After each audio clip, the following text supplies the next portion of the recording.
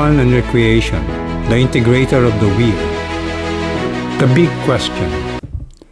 I wanted to pick your thoughts on this.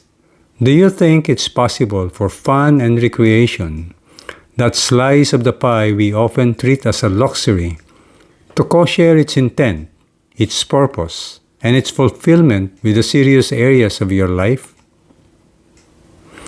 Can having fun actually make you better at your finances, better at your career, better at your relationships, or must they always be separate?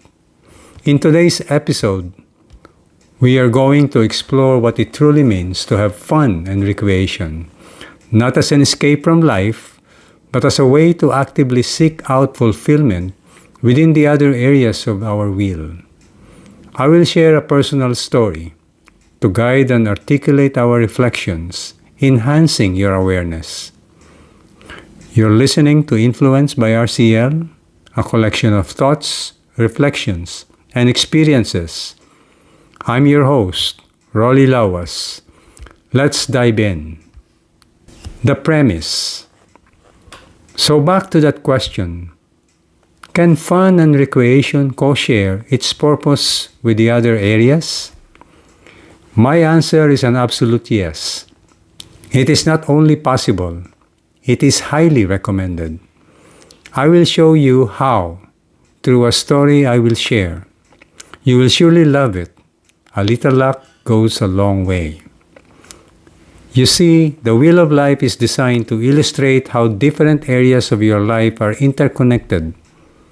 It isn't a pizza where the slices are cut and separated. It's a gear system like a mechanical watch. It is charged, the flywheel turns, and the other gears move in causal harmony, either clockwise or counter, and life moves on. Fun and recreation is often the catalyst, the spark plug, if you will, for improving satisfaction in other areas. Its purpose extends beyond simple enjoyment. It is a vital tool for recharge, growth, and connection. But instead of just telling you this as a theory, I want to showcase my point with a story. A story about a repatriation, a box of chocolates, and a little bit of luck. The anchor story. The M&M's miracle. Let's go back to February 2008. I had just repatriated from a foreign assignment in Abu Dhabi back to Manila. I was consolidating the project execution scopes I was handling at the time back to our Manila office. It was a busy transition. My wife and 2 children picked me up at the airport. Now, as is customary for us Filipinos, we decided to visit the duty-free shop to buy pasalubong, gifts for key friends and relatives. We were looking at chocolates. It's the most common item to buy, easy to pick, easy to carry, and surely appreciated by the person we give it to.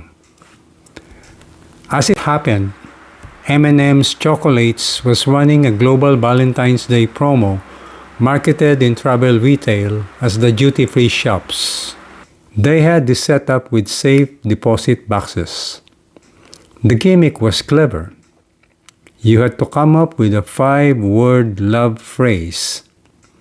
That phrase would be converted into 5 digits, which served as the combination to open a safe. For example, if your phrase was "My heart belongs to you," that would translate numerically into 25723, counting the number of letters in the words. If the safe opened, you won the prize inside. It was a creative, fun way to engage customers. Because of the amount we spent on pasalubong, we were afforded 3 chances, 3 shots at the locks. There were several safe deposit boxes, each with a preset 5 digits combination, and a prize. My wife Edith went first. Oops, nothing. My son Jolas went second. Again, nothing. Then it was Scott, my daughter's turn. She stepped up to the third safe she had her eyes on. She had her love phrase ready. I love you very much. Numerically, that translated to 14344. I want you to picture the moment. She touched the number keys. 1, 4, 3, 4, 4. Click. Open sesame. The safe door swung open. We were all excited.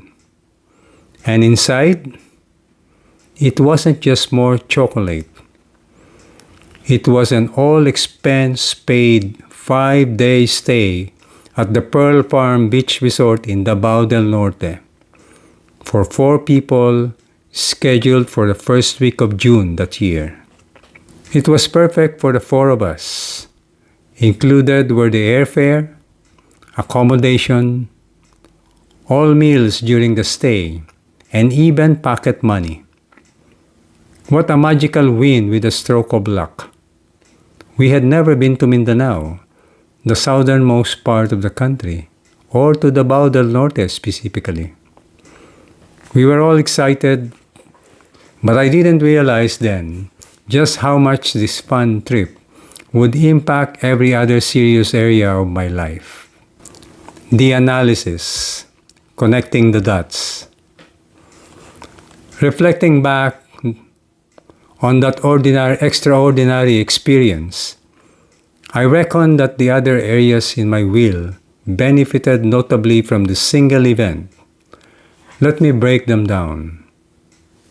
First, financial. Usually, fun and recreation cost more money, especially with air travel involved. Despite air travel being reasonably affordable and accessible for many then and now, here we enjoyed a luxury resort to the max with almost negligible impact on our savings. We chipped in a small amount to tour the city as an add-on, but the value we received, the memories, the experience, was astronomical compared to the cost. It taught me that fun doesn't always require breaking the bank. Sometimes, it just requires being open to opportunity and having some luck. Second, family and significant other. I had been away in Abu Dhabi for 1.5 years on a project assignment. Distance was hard. This trip provided extraordinary time together, strengthening family and marital bonds. It fulfilled that deep need for meaningful relationships that phone calls and emails try to bridge but just can't satisfy. Third, interestingly, was career. A day before we flew to Davao, I got a call from a previous boss. He offered me a new assignment in Nanjing, China, as a project manager for a consortium project. But there was a catch. I would be working under a project director with whom I had a previous disagreement years prior. I needed to make an impactful career decision. But I was at Pearl Farm. Being away from the daily grind, surrounded by the ocean, provided the perfect environment to clear my mind. I wasn't deciding out of stress. I was deciding out of clarity. I returned the call 3 days later with a clear yes, and I was glad of the outcome. I knew I would have decided otherwise, and that decision wouldn't have been as clear without the recreation in ambience. Fourth was health. I was closing out one project and preparing for the next. That interim period was dangerous. If you don't recharge, You carry the burnt out from the old project into the new one. The serenity of the beach, the relaxing massage, the healthy food. It was the perfect antidote. I learned that in my line of work, managing stressful projects, fun is not a distraction. It is a requirement for peak performance. And finally, physical environment and personal growth. We tend to look internationally for beauty, brushing aside the gems in our own country. Exploring Davao gave us a view of a different environment and a new appreciation for the Philippines. Traveling is in itself an education. Some things are learned and some unlearned. The team building connection. Does this fun and recreation also apply inside the corporate world? You bet. This is where we talk about team building and in some cases, company-sponsored social responsibility events or community service activities. I have attended many company and project-sponsored team building events, and I can attest that they are always done with fun and recreation as the underlying platform. But why? Team building is essentially structured fun with a high ROI or return on investment. It's an event designed to help a group evolve into a cohesive, high-performing unit. But notice how they do it. We don't sit in a conference room reading manuals. We play games. We solve puzzles. We do obstacle courses. We do competitive activities. Why? Because when we are having fun, our defenses come down. In my experience as a project manager, I've seen engineers who rarely speak up in meetings suddenly take the lead during a team building game. I've seen competitive activities bring out novel solutions to outstanding concerns in projects. I've seen conflicts between members dissolved because they had to share their vulnerabilities and confront long-standing baggages within the safe environment that team building provides. The fun creates a safe space to practice career skills like communication, trust, openness, and collaboration. And you have the learning part, the debrief after each activity. What did we learn? What is our takeaway? So even in the corporate world, fun isn't just nice to have. It is the lubricant that keeps the gears of the organization running smoothly. Fun and recreation, when done right, show us that those difficult and challenging situations in everyday work become easier to address. Conclusion and key takeaway. So what is the key takeaway for your wheel of life today? True balance doesn't mean scoring a perfect 10 in every area individually.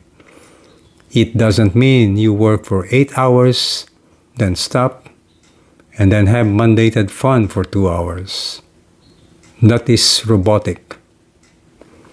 True balance means finding activities that have a wide-reaching positive effect on multiple areas simultaneously. It means weaving fun into your family time, weaving recreation into your health routine, weaving joy into your career. By doing this, you make progress towards your goals. Sustainable, enjoyable, and less like tedious work. You make your wheels smoother and easier to roll. Our trip to Pearl Farm gave me the clarity to say yes to a new career assignment, rising above a previous professional conflict. We bought chocolates so we have gifts for those people close to us. And the universe gifted us with an extraordinary means, a trip to have fun and recreation together, creating lasting memories and individual cherished moments that were priceless.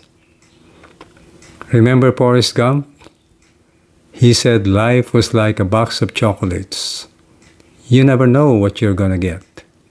I challenge you this week, don't just plan a fun activity. Plan a fun activity that touches one other area of your will. Maybe a hike addresses health and fun, or a board game night with your spouse addressing relationship and fun. As you go, I want to leave you with these final questions to ponder. Think about the biggest challenge you are facing right now, the thing you are losing sleep over, whether it's a decision at work, a conflict at home, or a personal struggle within. What if the solution to that problem isn't found in working harder or thinking longer, but in stepping away to play and have fun? What answers are waiting for you if you give yourself the space to find them? For our next area in the wheel, I will dive into the depths of how the quality of space around us affects our quality of life and our life accomplishment. Or put in another way, how can we focus on stewardship to better the quality of the room we are in, our sacred space? Kindly like and share to others, to those I may never meet. This has been Influenced by RCL. I'm Rolly Lawas, wishing you a life of balance, purpose, and yes, a lot of fun. Until next time, good day ahead.